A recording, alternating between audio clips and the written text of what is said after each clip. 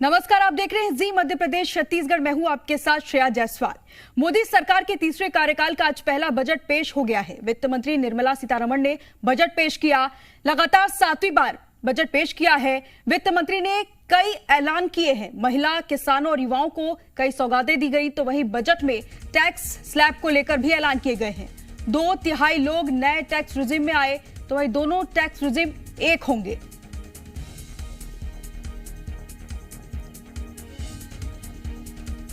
बड़ी जानकारी आप तक पहुंचा रहे हैं कि आज मोदी सरकार के तीसरे कार्यकाल का पहला बजट पेश किया गया। वित्त मंत्री निर्मला सीतारमण ने बजट पेश किया है।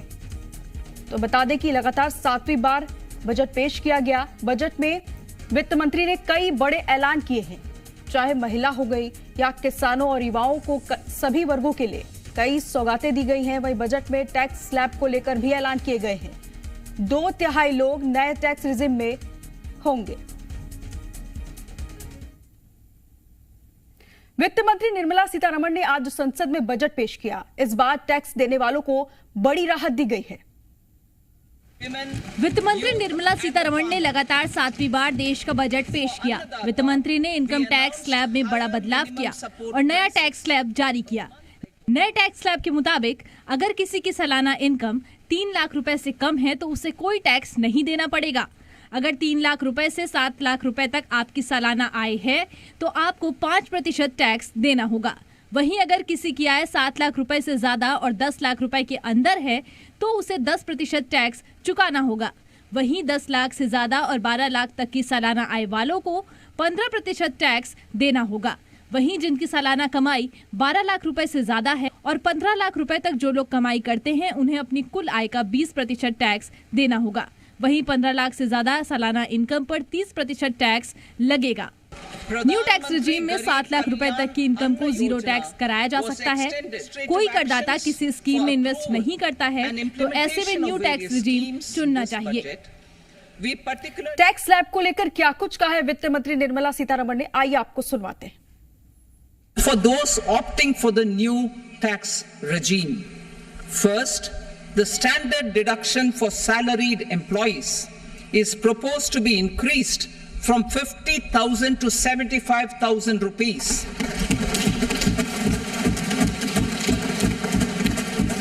Similarly, deduction on family pension for pensioners is proposed to be enhanced from 15,000 to 25,000 rupees.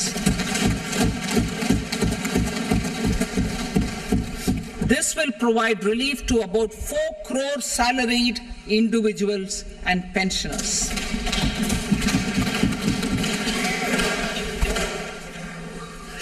Second, in the new tax regime, the tax rate structure is proposed to be revised as follows. 0 to 3 lakh rupees, nil. 3 to 7 lakh rupees, 5%. 7 to 10 lakh rupees, 10%. 10 to 12 lakh rupees, 15%. 12 to 15 lakh rupees, 20%. And above 15 lakh rupees, 30%. As a result of these changes, a salaried employee in the new tax regime stands to save up to 17,500 rupees in income tax.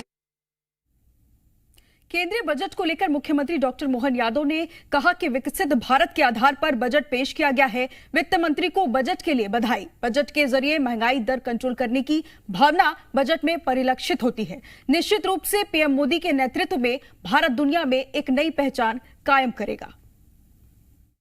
में विकसित भारत का आधार पर जो budget प्रस्तुत किया गया, मेरी अपनी ओर से बजट की बहुत बहुत बधाई। मैं माननीय वित्त मंत्री श्रीमती निर्मला सीतारमण जी को भी बधाई देना चाहूंगा, जिनके माध्यम से भारत की चमक और महंगाई दर पर कंट्रोल करने की जो भावना है वो परिलक्षित होती है। खास करके सरकार की 9 सूत्रीय योजना जो प्रस्तुत की गई, विकसित भारत में ही विकसित मध्य प्रदेश की संभावना भी छिपी हुई है। इस नाते से मैं पूरे बजट की अपनी ओर से बधाई देता हूं, शुभकामनाएं। माननीय वित्त मंत्री जी ने देश का आम बजट प्रस्तुत किया है। यह बजट सर्वस्पर्शी, सर्वसमावेशी, विकासोन्मुख 140 करोड़ भारतवासियों की आशा, आकांक्षा और अमृत काल के संकल्पों को पूरा करने वाला सिद्ध होगा। हम लोग की मांग रही थी कि जब तक विशेष राज्य के दर्जे का दर्जा हम लोग को नहीं मिलता, स्पेशल पैकेजेस हम लोग को दिए जाएं। मैं धन्यवाद करूंगा मेरे प्रधानमंत्री आदरणीय नरेंद्र मोदी जी का, मैं धन्यवाद करूंगा हमारी वित्त मंत्री आदरणीय निर्मला सीतारमण जी का कि उन्होंने बिहार को जिस तरीके से स्पेशल पैकेजेस देकर, और मेरे लिए बिहारी होने के नाते खुशी की बात है, और मेरी पार्टी लोक जनशक्ति पार्टी रामविलास ने हमेशा बिहार फर्स्ट बिहारी फर्स्ट के विजन के साथ आगे बढ़ने का काम किया है। इस बजट में बिहार फर्स्ट बिहारी फर्स्ट को भी धरातल पर उतारने के प्रावधान दिए गए हैं। जहां एक तरफ इंफ्रास्ट्रक्चर इसमें मजबूती देने का काम किया गया है, वहां पे ब्रिजेस बना के, वहां पे क्या कहते हैं मेडिकल कॉलेजेस की बात हो, वहाँ पे एयरपोर्ट्स की बात हो, तो जहाँ एक तरफ बिहार के इंफ्रास्ट्रक्चर को मजबूत किया गया है, वहीं वहाँ की अर्थव्यवस्था को मजबूत देने के लिए वहाँ पे अलग अलग राज्यों में गया हो, राजगीर हो, अलग अलग राज्यों में जिस तरीके से टूरिज्म को भी वहाँ पे बढ़ावा देने के लिए प्रावधान किए गए हैं, जिस तरीके से बाढ़ की एक बहुत बड़ी समस्या जिससे हम लोग हमेशा दशकों से हम लोग परेशान रहे हैं, उसके भी समाधान का जिक्र इस बजट में किया गया है। तो मैं मानता हूँ बिहारियों के लिए ये बहुत खुशी की बात है और पूरी बिहार की जनता प्रधानमंत्री जी का धन्यवाद। मौजूदा सरकार में आप चीज़ें तो लेके आते हैं लेकिन आप उनको परस्यू नहीं करते हैं, विच इज़ वेरी सैड। तो आपको लग रहा है कि महिलाओं के हिसाब से इस बजट में जो प्रोविजंस होने चाहिए थे, एटलीस्ट न्यूट्रिशन होना चाहिए, लेके उनकी सेफ्टी को लेके होना चाहिए, महिलाओं के कुछ भी नहीं है। घर का किचन का ध्यान रखा गया है मैम?